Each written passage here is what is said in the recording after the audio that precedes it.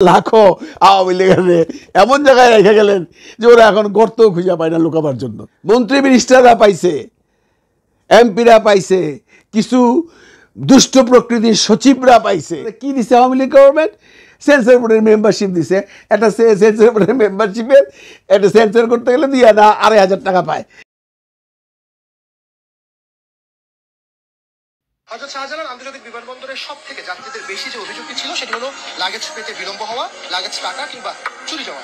তবে এই মুহূর্তে আমরা যে লাগেজ বেল্টে যে লাগেজগুলো দেখছি সেটি এয়ার ইন্ডিয়ার একটি ফ্লাইট যেটি এসেছে দিল্লি থেকে। ফ্লাইটটি ঢাকায় ল্যান্ড করেছে 2টা 30 মিনিট, কিন্তু আমাদের ঘড়িতে এই মুহূর্তে বাজে 2টা 45 মিনিট, অর্থাৎ 15 মিনিটেই লাগেজগুলো বেল্টে চলে এসেছে। এবং সব থেকে মজার বিষয় হচ্ছে এই ফ্লাইটের যে যাত্রী তারা এখনো পর্যন্ত বেল্টে এসে পৌঁছায়নি। একটু পরেই দেখা গেল এয়ার ইন্ডিয়ার যাত্রীদের লাগেজ বেল্টে ঘুরতে দেখে উচ্ছ্বসিত তারা। এমন কখনো দেখি না, আজকে প্রথম দেখলাম যে আমার আসার আগে আমার লাগেজটা চলে আসলো, রাখা আছে। স্বজনদের সঙ্গে কোনো ঝুঁকি ছাড়াই করা যাচ্ছে যোগাযোগ।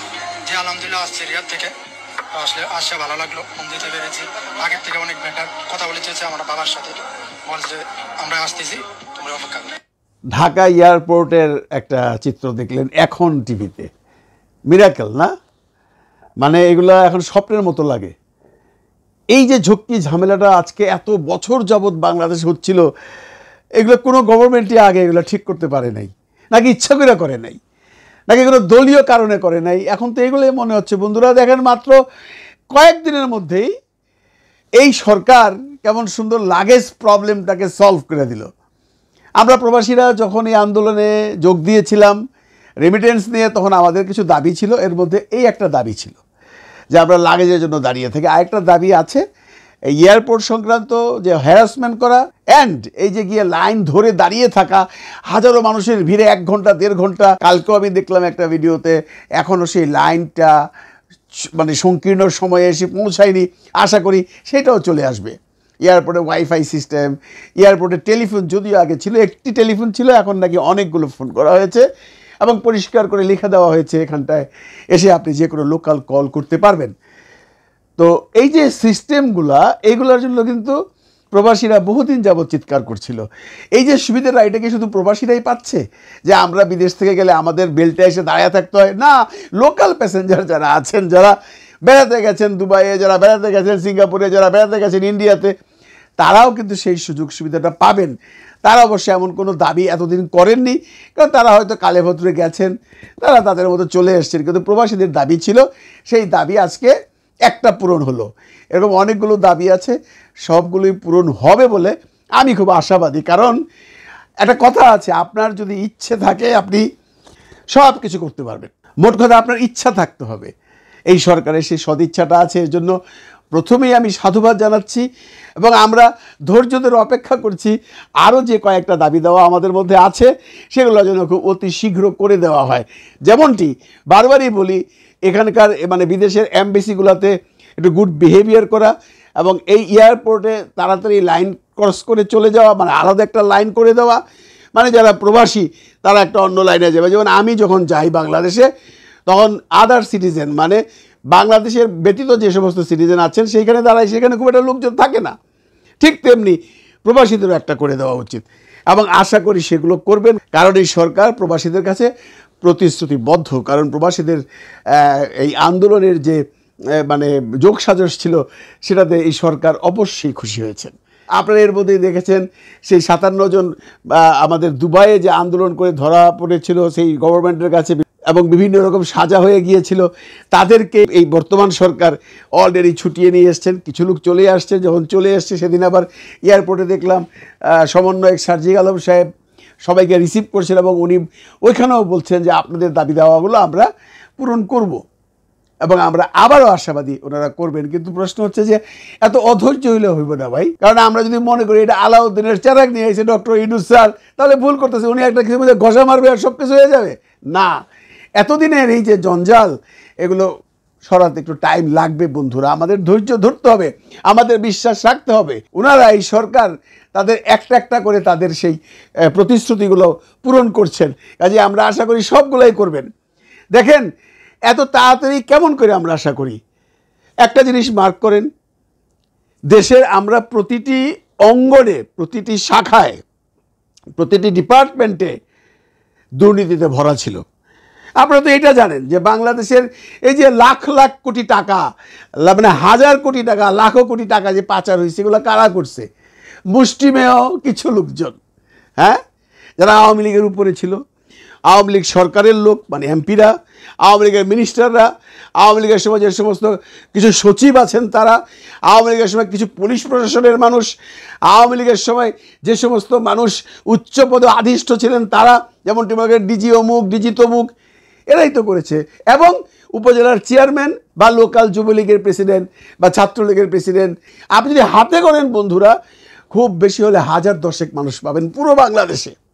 আমরা দেখেছি কোথায় ফরিদপুরের কোন ছাত্রলীগের প্রেসিডেন্টের ঘরে কত টাকা পাওয়া গেল, ঢাকায় পাওয়া গেল।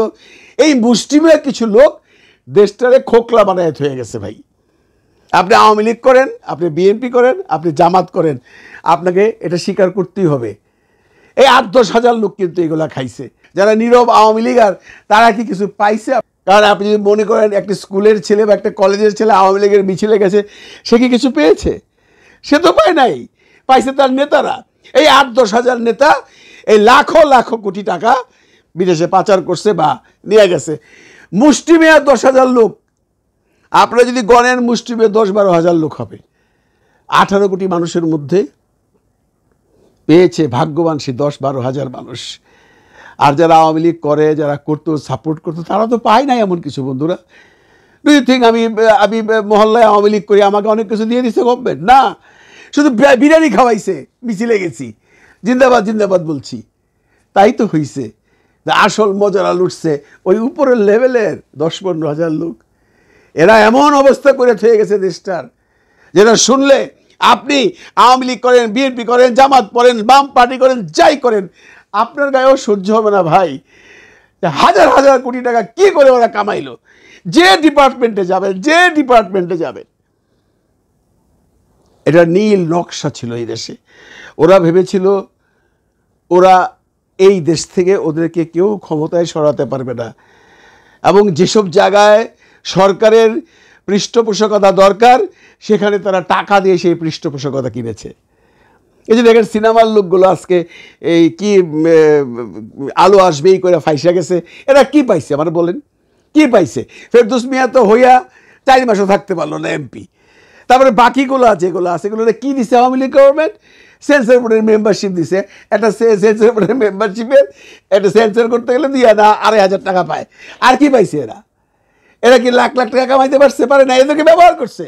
ওই সেন্সর বোর্ডের মেম্বারশিপ দিয়া বলছে জিন্দাবাদ জিন্দাবাদ করে ওরা করছে।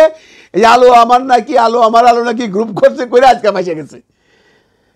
পাইছে তো ওরা, মাথাগুলা পাইছে, মন্ত্রী মিনিস্টাররা পাইছে, এমপিরা পাইছে, কিছু দুষ্ট প্রকৃতির সচিবরা পাইছে, বিভিন্ন অর্গানাইজেশনের হেডরা পাইছে, আর পাইছে যারা ডিস্ট্রিক্টের হেড বা থানার হেডেরা।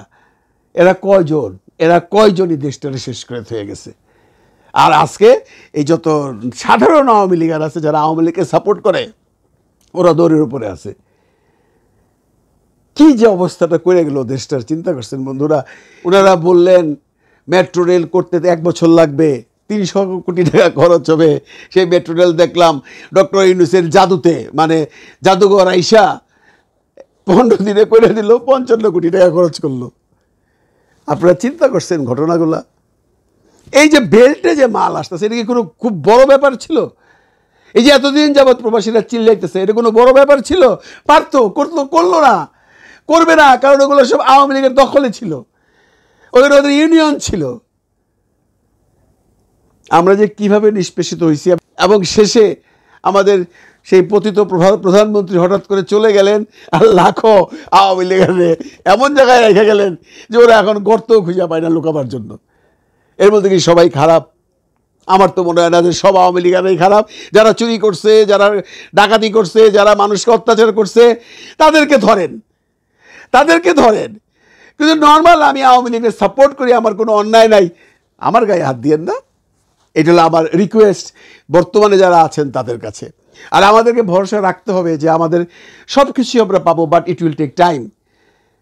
কারো কাছে আলাউদ্দিনের চেরাগ নাই, ইচ্ছা থাকলে যে হয় সেটা প্রমাণ আজকেও একটা দেখলেন, এর আগেও দেখেছেন সেই 57 জন দুবাই প্রবাসীদের নিয়ে, আরও দেখবেন আপনারা। কারণ এদের ইচ্ছা আছে, এরা সৎ, এরা চাচ্ছে কিছু একটা করতে। এদেরকে আমাদের সাহায্য করা উচিত, এদের পিছনে আমাদের থাকা উচিত, এদেরকে আমাদের ইন্সপাইরেশন দেওয়া উচিত। আমরা এই দেশটাই তো চেয়েছিলাম, দেশটা যেন আরও সুন্দর হয়। শুধু প্রবাসী না, দেশের মানুষের জন্য শান্তিতে থাকে।